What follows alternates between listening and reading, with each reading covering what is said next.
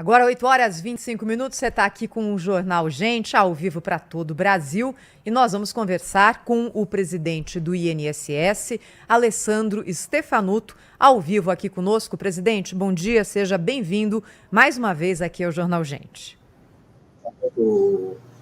Bom dia a todos, bom dia Cláudio, bom dia aos demais presentes da bancada, é um prazer estar aqui na Band News. Prazer é nosso, a gente está falando para todo o país, presidente, pela Rádio Bandeirantes, pela Band News TV, pelo aplicativo Band Play, ou seja, a gente atinge aqui todos os segurados, familiares de segurados, pessoas que têm muito interesse no que o senhor vai nos contar. Queria começar lhe perguntando qual é esse planejamento que o INSS tem para fazer um pente fino naqueles benefícios, o de prestação continuada, o antigo auxílio-doença, com perícias presenciais. Isso não está sendo feito, o que é que vai acontecer? Pois bem, nós primeiro tivemos aqui um período, estou quase completando um ano, para arrumar realmente o atendimento às pessoas, né? Nós temos que baixar o número de dias de espera, melhorar o atendimento com as pessoas, que era a nossa prioridade. Nós não acabamos ainda esse processo, estamos com 37 dias, né, de tempo médio de concessão, que é menor que a lei, mas o ministro Lupe já pediu que a gente chegue a 30 dias. Uma vez feito isso, a gente agora quer cumprir a lei, né? A lei diz que a gente deve revisar os benefícios do BPC-Loas, né, o benefício assistencial, a cada 2 anos.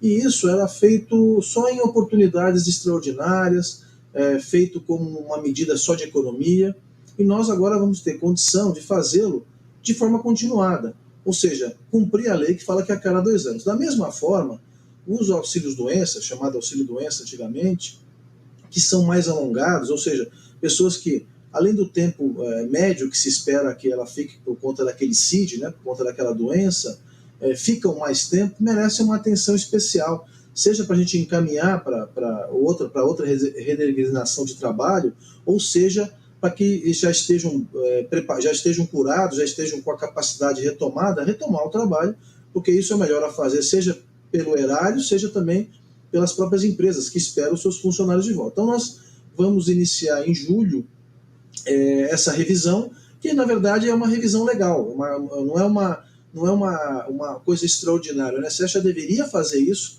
constantemente, respeitando assim os recursos, né, que são escassos, e nós vamos fazer de forma intensificada agora, até porque, com o uso do atestado para aqueles benefícios mais simples, aqueles benefícios curtos, né, a gente ganha capacidade com a perícia de fazer para aqueles outros benefícios que têm custos mais elevados, que são benefícios permanentes, e que acabam onerando, quando não tem legalidade, acabam onerando o Estado. Tem benefício, tem legalidade, tem que ser dado rápido, respeitosamente ao segurado.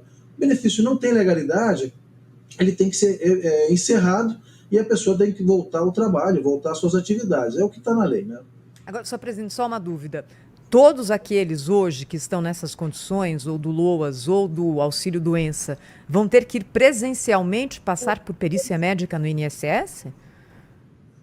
Não, nós não vamos fazer aqueles movimentos que foram feitos de chamar todas as pessoas e impor às pessoas, às vezes, um sofrimento, porque são casos que sabidamente são irreversíveis, né?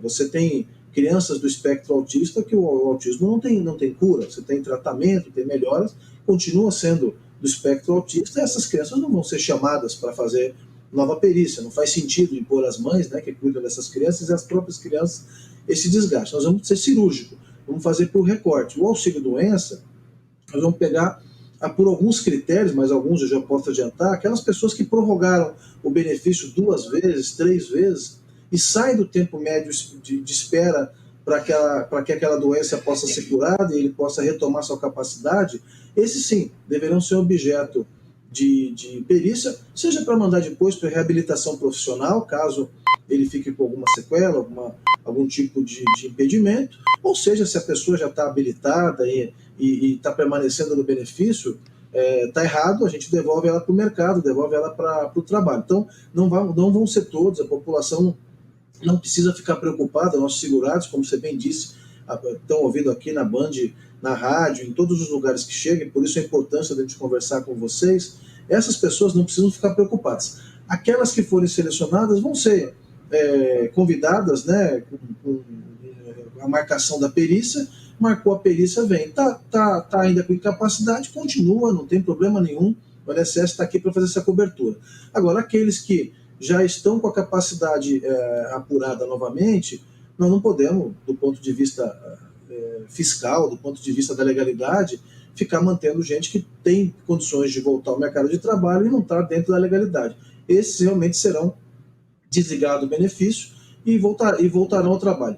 Não é um quantitativo total, não são todas as pessoas que estão em auxílio-doença que vão fazer. Pelo contrário, é uma parte importante, mas não é a maioria, por exemplo.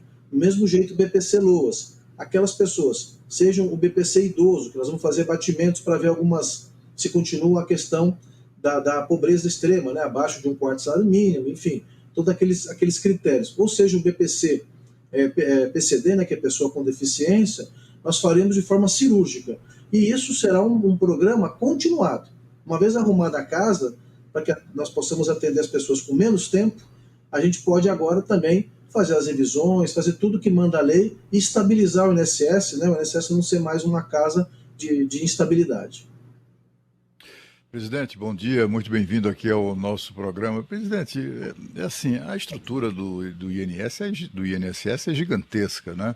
E também é gigantesco o custo do INSS por pagador de impostos no Brasil. Não tem como fazer isso em domicílio?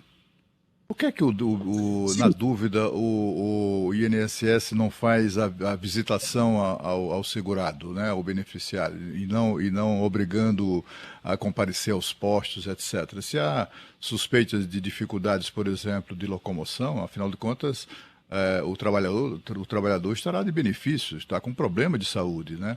Não tem como estabelecer que esse tipo de coisa pode ser feito em domicílio? Olha, Cláudio, você tem razão.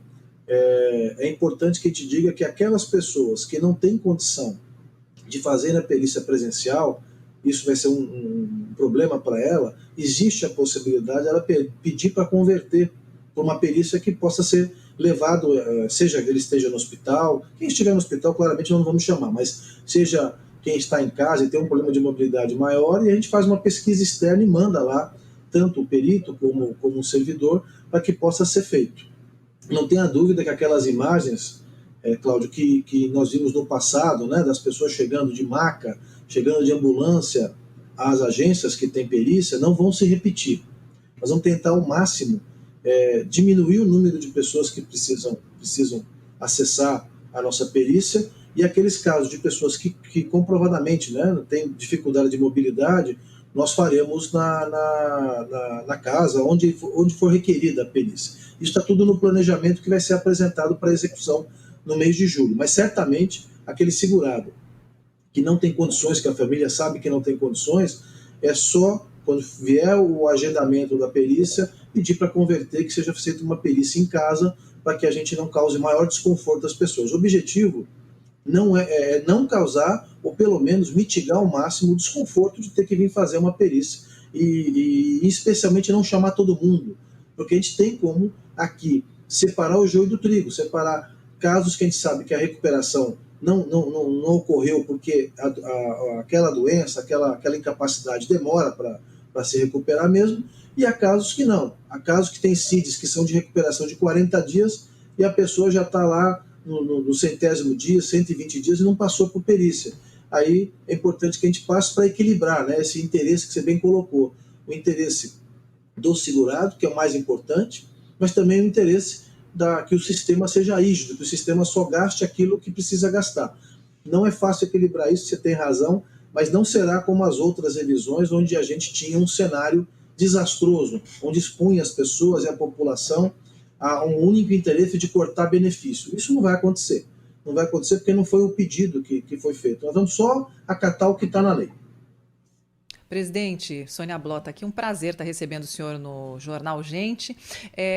Recentemente, o INSS admitiu o vazamento de dados pessoais. E eu gostaria de saber do senhor quais as possíveis consequências para as pessoas, né, que esse vazamento pode levar, o que o INSS vem fazendo e o que a pessoa física também pode fazer para evitar vazamentos. Claro.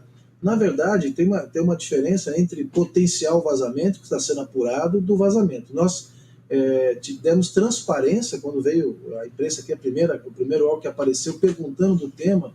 Nós falamos Normalmente eu expliquei o que tinha acontecido, porque eu tive uma participação pessoal nisso, eu determinei que se fechasse um banco de dados, que não é o banco de dados que concede benefício, não é o banco de dados, que esses bancos de dados são blindados realmente, não tem acesso externo, e nós não tivemos problema. O que acontece é que nós temos um banco de dados, onde todos os dados dos segurados são depositados para que você faça extração para a imprensa, quando pede, por exemplo, lei de acesso à informação, para que você faça extração para a gestão, para tomar decisões, para ver o que está aumentando, o que está diminuindo, e esses dados são muito importantes. Quando nós verificamos que nós tínhamos um número de senhas maior do que eu achava razoável, por exemplo, e que nós tínhamos alguns incidentes. Que incidente? Olha, existe um IP, né, um número aí da internet, uma senha que está baixando um número de dados maior do que habitualmente alguém faz. Isso não quer dizer que seja ilegal. Nós temos senha, por exemplo, posso falar que eu sou procurador federal da AGU, na AGU. A AGU baixa os dados do INSS para fazer as defesas. Então, é natural que eles baixem muitos dados. Então, por si só, não dá para afirmar ainda que houve um vazamento efetivo. Mas o que eu posso falar? É como uma casa que está com o portão aberto. É mais fácil de ser roubado. O que eu fiz foi fechar o portão. Eu determinei que derrubasse o sistema do ar, determinei que fossem canceladas todas as senhas, todas, sem exceção, e determinei que, a partir da reorganização disso, a gente usasse o VPN, que é aquele canal seguro, e usasse também o certificado digital com duplo fator de autenticação. Isso, na nossa visão, reorganizava a governança desse sistema, não é? Porque sempre há denúncias ou há algum tipo de colocações. Olha, me ligaram, por exemplo, para oferecer algum tipo de serviço, antes mesmo de eu saber que já tinha saído, antes de chegar a carta que a gente manda. A gente não sabe bem se era daí ou de outros lugares, mas eu comecei, agora que a casa está um pouquinho melhor no que toca ao tempo médio de atendimento, comecei a mexer com a organização interna, não é? Colocar todos os pingos nos is aqui dentro. Esse desse sistema é a primeira grande mudança para que a gente evite eventuais vazamentos de dados. Eu não posso afirmar que não houve, nem que houve, porque está em investigação, e a investigação, de acordo com a LGPD, tem um sigilo. O que eu posso afirmar é que vai ter transparência, não vai mais haver gente com senha que a gente não tenha governança, não saiba quem está fazendo, e todo mundo que acessar vai acessar com o certificado digital. Isso vai pôr aí uma hipótese, uma fala minha, um pensamento meu, isso vai impor que haja menos chance de que tenha algum vazamento e que os aposentados, recém-aposentados, sejam perturbados por pessoas que ficam oferecendo, muitas vezes, um empréstimo consignado, ficam tentando enganar o aposentado. Esse ano de 24, esse segundo semestre, além das revisões de legalidade, a gente vai arrumar a casa em tudo que ficaram vários anos sem que tivesse governança.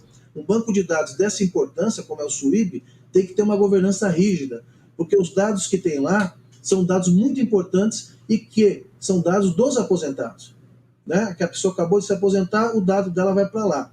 E ter acesso a esses dados, inclusive, traria uma vantagem comercial a quem está fazendo isso. Então não podemos permitir isso. Eu não sei se os vazamentos ditos na imprensa, vocês têm bastante informação sobre isso, se são em razão desse sistema.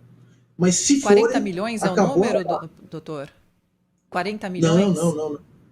Não. Nós temos 40 milhões de beneficiários, né? Não dá para falar que vazou. Isso, não dá para falar que vazou um dado ou que vazou 100 mil dados. A Agência Nacional, nós comunicamos à Agência Nacional de Proteção de Dados, fizemos todo o rigor, agora está apurando. Eu espero que seja só um zelo maior meu para a governança melhor, que é o que tem que ser. Se não for, se houve vazamento, tem que apurar o que houve, arcar com as consequências jurídicas disso, né, que a LGPD aplica multa, etc. Tal, e faz parte, né, de uma reorganização. Você nem sempre reorganiza tudo de forma pacífica, né? Presidente do INSS, Alessandro Stefanuto, está ao vivo na Rádio Bandeirantes, na Band News TV, no Jornal Gente, conversando conosco sobre questões ligadas ao INSS.